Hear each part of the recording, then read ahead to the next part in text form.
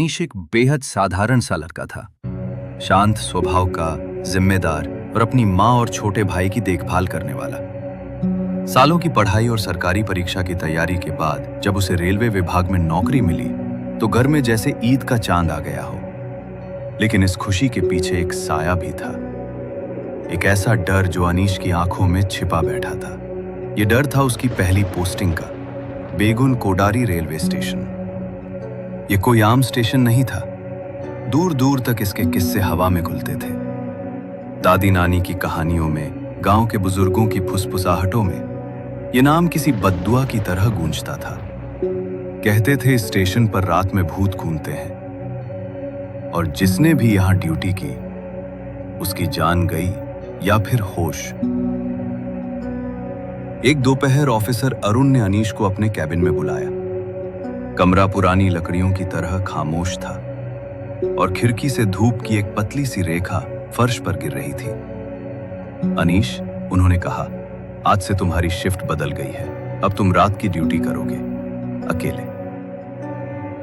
अनीश का चेहरा पीला पड़ गया। उसकी आवाज तक सूख गई थी। सर, मेरी ज्वाइनिंग डे शिफ्ट की थी। ये स्टेशन रात को। अरुण ने उसकी बात काट दी। ये नौकरी है, आराम नहीं। और एक सलाह दूंगा, रात में अपने कैबिन से बाहर मत निकलना, कभी नहीं। यह आखिरी वाक्य अनीश के दिल में जैसे किसी हथौड़े की तरह बजा। उसे मालूम था कुछ सही नहीं होने वाला। शाम के 7 बज चुके थे। अनीश ने जल्दी से अपने बैग में टॉर्च, एक पुराना मोबाइल और अपनी मां की दी हुई रामायण रखी और स्टेशन के लिए निकल पड़ा। आसमान में घने बादल मंडरा रहे थे और स्टेशन की ओर जाते रास्ते पर हर पेड़ जैसे कोई साया बन चुका था। जैसे ही वो स्टेशन पहुंचा, डे शिफ्ट वाले जुगरा सर ने उसकी पीठ थपथपाई। लेकिन उनका चेहरा कुछ कह रहा था, शायद चेतावनी, कभी बाहर मत निकलना।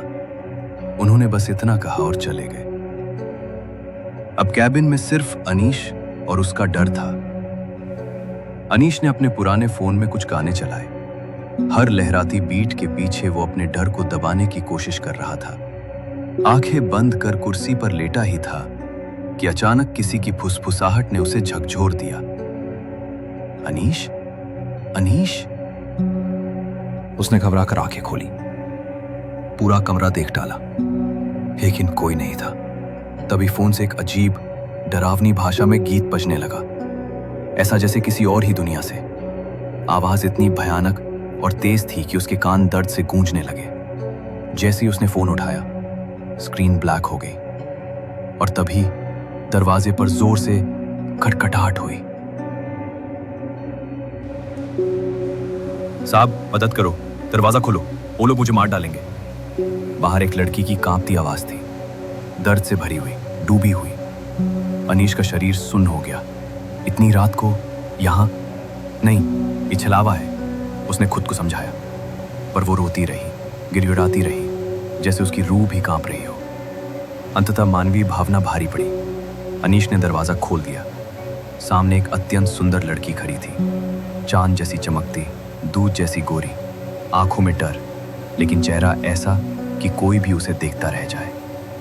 उसने हकलाते हुए कहा, प्लीज छुपा लो, मैं भागी थी, पर अब पापा मुझे मार डालेंगे। ठीक है, डरो मत, तुम यही रहो, मैं चाय बनाकर लाता हूं, अनीश ने कहा, जैसे खुद भी उसके वश में आ गया हो।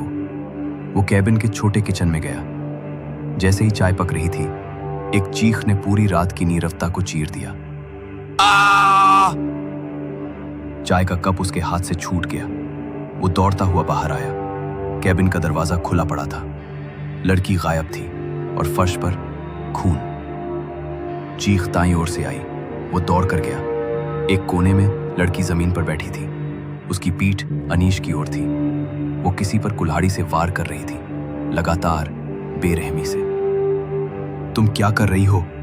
अनीश चीखा। लड़की ने धीरे से गर्दन घुमाई। उसका चेहरा खून से लथपथ था। उसकी आंखें नहीं, वहां आंखें नहीं थी, सिर्फ 2 गहरी काली गुफाएं। चेहरा कटा फटा, जैसे किसी शैतान का मुखौटा हो। और जब उसने हंसी के साथ मुंह खोला, सड़े हुए, लंबे, काले दांत और मुंह में इंसानी मांस। अनीश चीख भी नहीं सका, उसकी आवाज गले में ही दब गई। लड़की की हंसी नहीं, वो हंसी नहीं, किसी जानवर की गुर्राहट थी।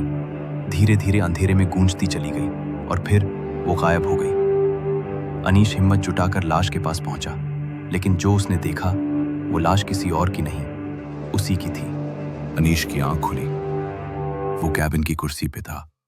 सब वैसा ही लग रहा था जैसे कोई बुरा सपना देखा हो। लेकिन तभी बाहर शोर सुनाई दिया। स्टेशन पे भीड़ थी, पुलिस, लोग, सब एक शव को घेरे खड़े थे। वो खुद जाकर देखने गया, लेकिन जैसे ही उसकी नजर पड़ी, उसके पैर जमीन में धंस गए। वो लाश उसकी खुद की थी। उस दिन फिर बेगुन कोडारी स्टेशन ने किसी की जान ले ली। जिस तरह हर अफसर का अंजाम यहां हुआ था, अब अनीश भी उस कतार में जुड़ गया। और अगर आप कभी इस स्टेशन से गुजरे तो रात रुकने की मत सोचना, क्योंकि वो लड़की शायद फिर से किसी से मदद मांगने आए, शायद आपसे। अगर ये कहानी आपको पसंद आई हो तो हमें सब्सक्राइब जरूर करें, क्योंकि अगली बार शायद आप किसी नई कहानी का किरदार बने।